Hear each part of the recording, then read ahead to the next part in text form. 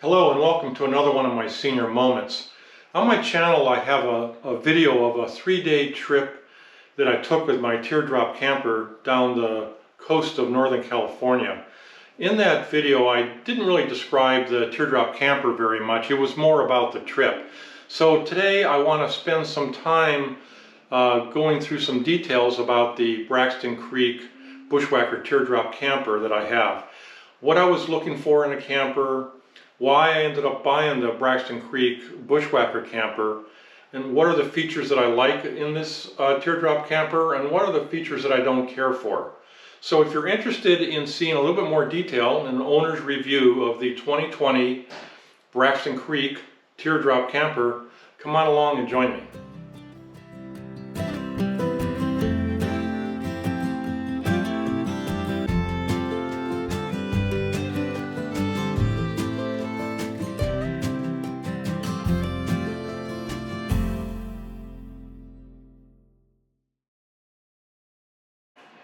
So after I decided I was going to get a Teardrop camper, what were the main features that I was looking for?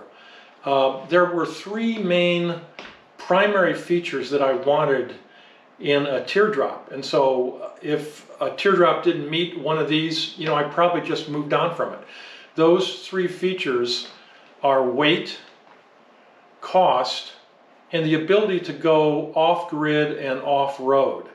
So weight being a factor because I didn't want to have to upgrade my vehicle, my towing vehicle. That would just add a huge amount of cost and that would defeat the whole purpose of what I was trying to do. So I have a small SUV and it has a 2,000 pound towing capacity. I wanted a trailer that would be about 1,500 pounds. It would leave me a little bit extra weight for food and water and things that I would haul in it. Secondly, I was looking for maybe around $10,000. I didn't want to spend a ton of money.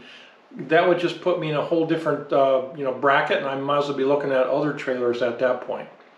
And the third part is off-road and off-grid. One of the real driving factors looking for a Teardrop trailer for me was they're very small, and I wanted to be able to go on dirt and gravel roads, just to camp in the boonies. That's kind of what I was doing with my tent camping anyhow, and this would just be similar type of camping but a little bit more comfortable. So having the ability to go off-road and off-grid is my third major feature that I was looking for in a Teardrop camper.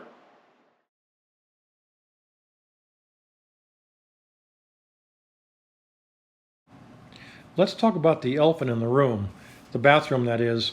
Most of the Teardrop campers are small and therefore they don't have a privy inside. This could turn many people off looking at Teardrops as opposed to larger RVs, but it didn't deter me. I was really looking at a small, lightweight Teardrop camper, and I'm used to tent camping, so an internal plumbing wasn't that high on my list. So how did I decide on the Braxton Creek Bushwacker camper? I had looked at a lot of campers online. There's got to be dozens of Teardrop campers out there for sale. And I figured out that they fall into two areas. Basically custom-built Teardrop campers that are made by small craft shops. And they're produced and they're customized according to your specifications. They tend to be fairly pricey, but very good quality. And then there's the Teardrop campers that are made by large RV manufacturers. And this is what the Bushwacker is. It's made by Braxton Creek, who also makes a lot of different RVs. This is obviously the smallest RV they make, but they make a lot of other trailers of various sizes. So they can do it a lot cheaper because they're using production equipment and production manufacturing to build the Teardrop.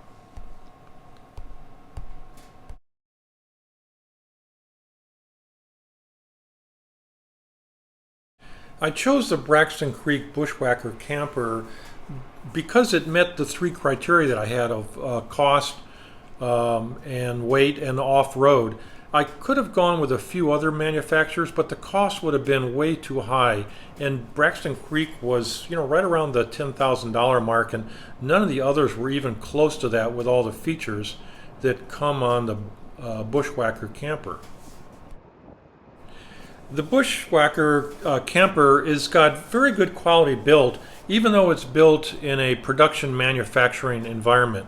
It's probably not as high quality as some of the custom-made, campers that you see. But then again, the cost is a lot less, and I just couldn't justify it. The other thing is the Bushwacker comes with just a myriad of standard features that are all options in most of the other campers that I saw. The other issue that helped make my decision was COVID-19 and the pandemic. There's a supply chain issue and a demand issue, and this is the first year for the Bushwacker 2020, so there wasn't any used out there, and even the dealers didn't have a lot of campers available. In short, when I bought the Teardrop in April of 2020, there were very few options. In fact, I had to go to Nevada to pick up the Teardrop as there was nothing available in Oregon. One of the things that I really liked about the Braxton Creek Bushwacker Teardrop camper is it came with many accessories included at no extra price, whereas on other Teardrop manufacturers, many of these items you have to pay for extra. It also came with a camper's value package at no extra cost, with a lot of camping items, and a backcountry package too, which had much of the off-road, off-grid features that I was looking for at no extra cost. So now let me go through many of the features that are on the Bushwacker Teardrop camper. It comes with 2 leveling jacks in the back, and those you can use to get some nice level ground to sleep on. There's also, of course, the jack in the front, which is on the trailer hitch. Not all Teardrop campers come with leveling jacks, so that's a nice standard feature to have.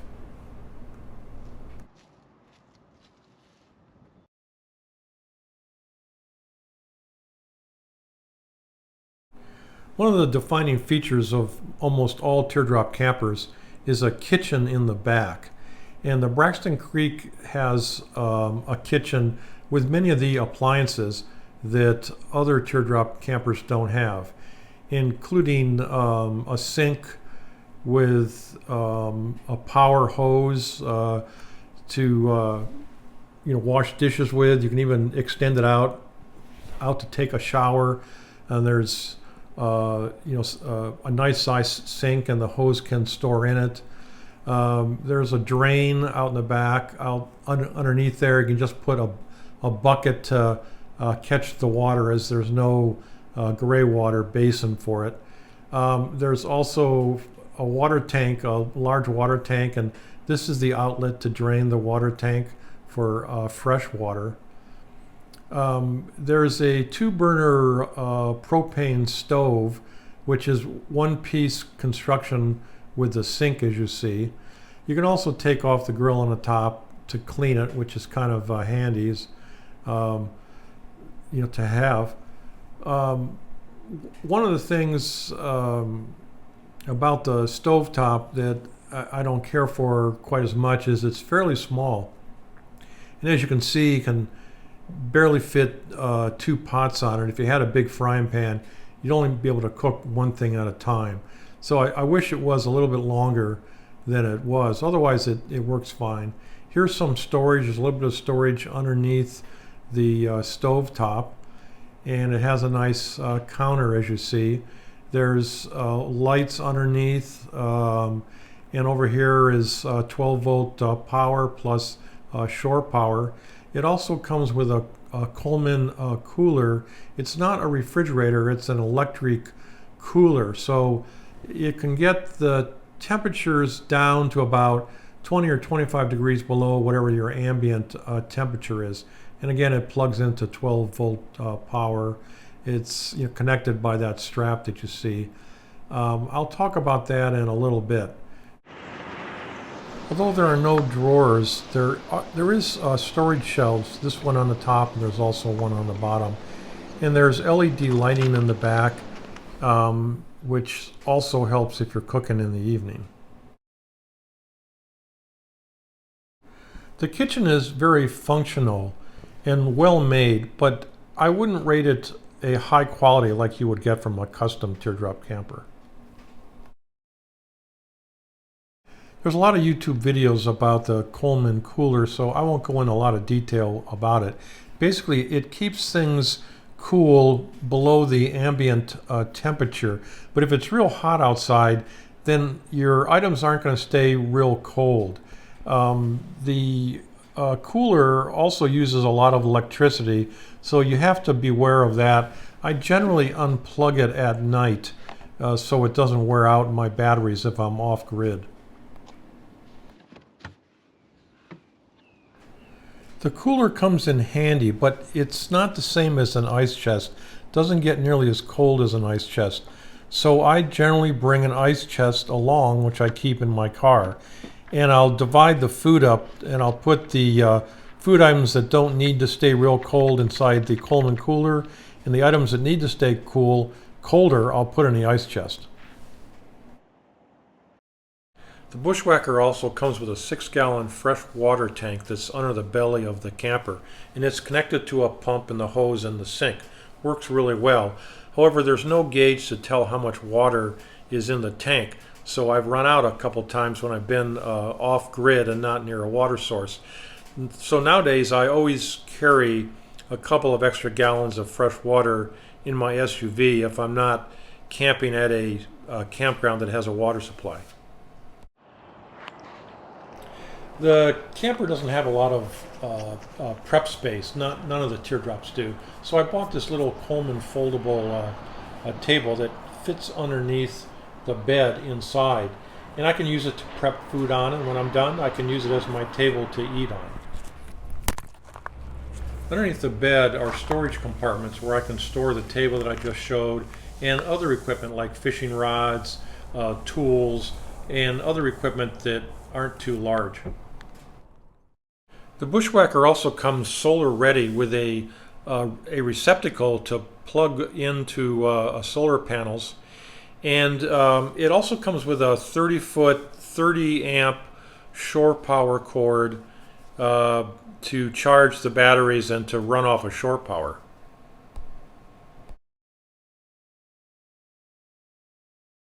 As I mentioned, one of the top 3 features I was looking for in a teardrop camper was the ability to go off-road and off-grid. The Bushwacker comes with a backcountry package which includes these 15-inch all-terrain radial tires, aluminum wheels, the fender guards, as you see, which are very sturdy, and I can stand on to get to the top of the teardrop. Underneath, it's got a 2,200-pound high-clearance Dexter axle and a torsion flex independent suspension with electric brakes in the wheels, and also a spare tire is included. Now, other teardrop campers, this package would be optional. You'd have to pay for it. Now, this isn't a hardcore off-road, as some very specialized teardrop campers are very well set up for hardcore off-road. This does moderate off-road ability, which is really what I was looking for.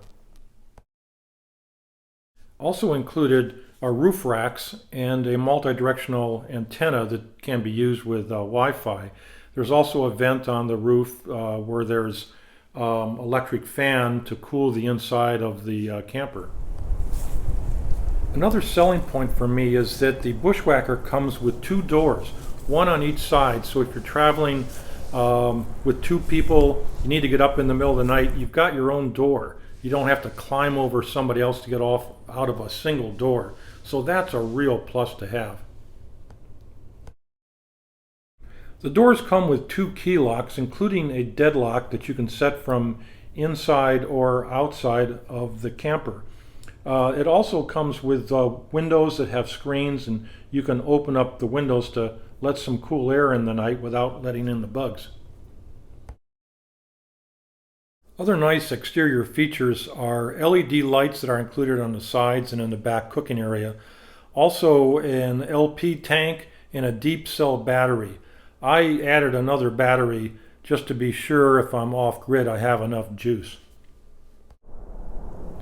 The Bushwacker is spacious inside, plenty of room for 2 people. You can sit up and you can move around. It comes with a 3 or 4 inch mattress, which I've seen thicker mattresses on other teardrops, so I usually bring a pad along with me to add a little bit more firmness.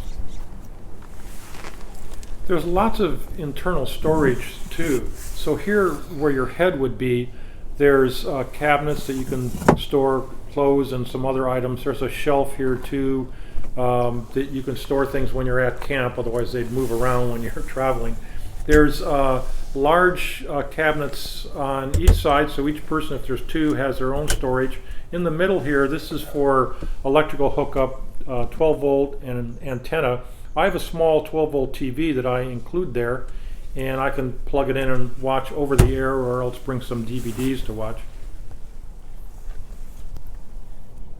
Inside the Bushwacker, there's also USB charging outlets, and there's also 110 shore power.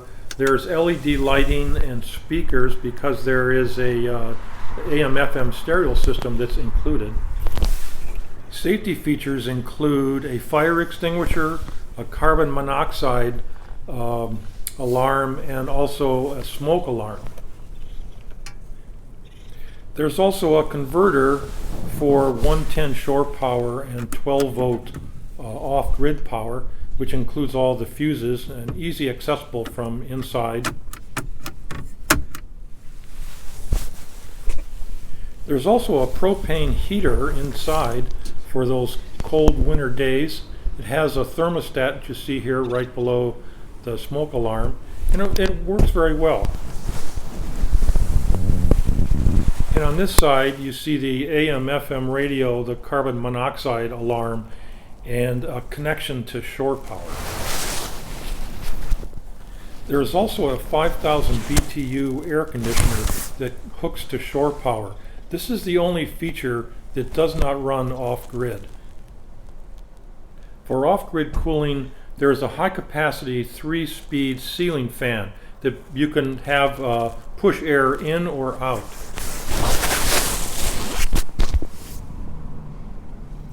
The exterior lights, LED lights, are controlled by the switch on the passenger side. The doors are very nice and solid. They work very well. The only downside is that there's no drapery or way to block the sun, or no privacy screening. The windows also open, even though I'm struggling a bit here. And as I showed before, there's a screen so you can let cool air in on a hot day. There's also interior deadbolts to lock the doors inside for security. The doors don't come with any screening for privacy or to keep light out, so I made my own from old pillowcases. The pillowcases are exactly the right size to cover the window, and I used Velcro tape that I put on the door, and I also put on the pillowcases, and that seemed to be a really good solution, and a really inexpensive solution at that.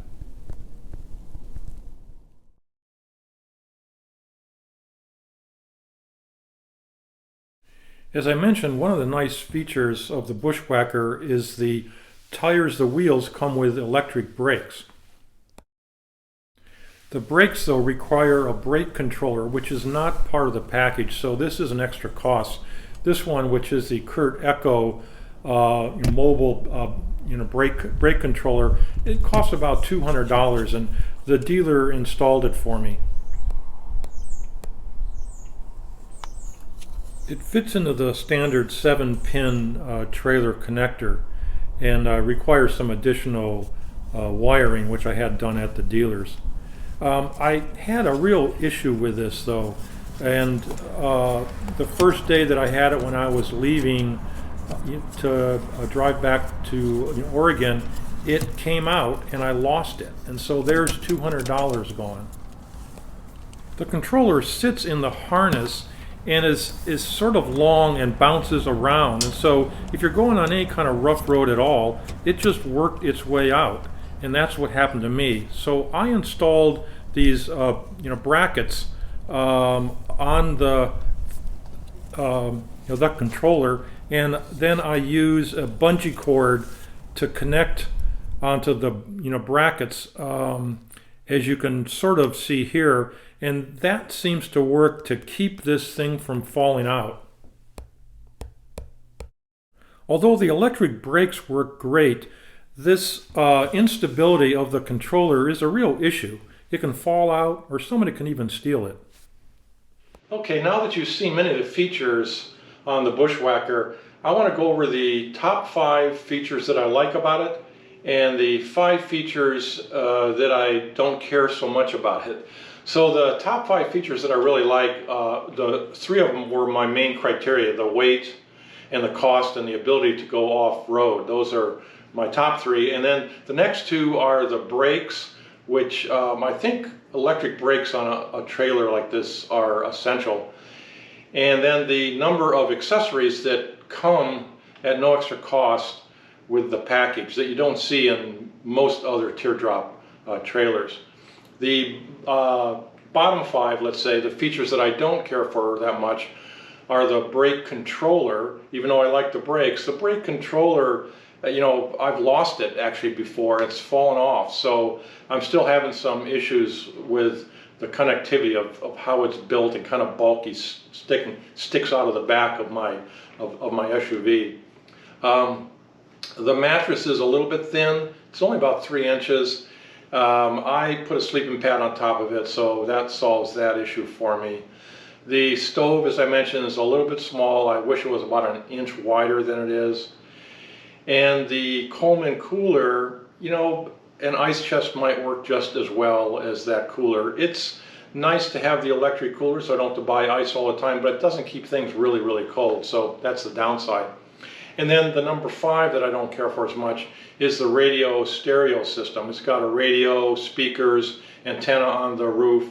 I'm off-grid a lot, so I don't really get any radio stations off of it. And even if I'm in like a campground near the city, I'm apt not to use that radio. I can bring one myself. So that's an extra cost I think they could have maybe not included in it. So anyhow, those are the top 5 and the bottom 5. For me, the top 5 vastly outweighs the bottom 5 features that I don't care for as much.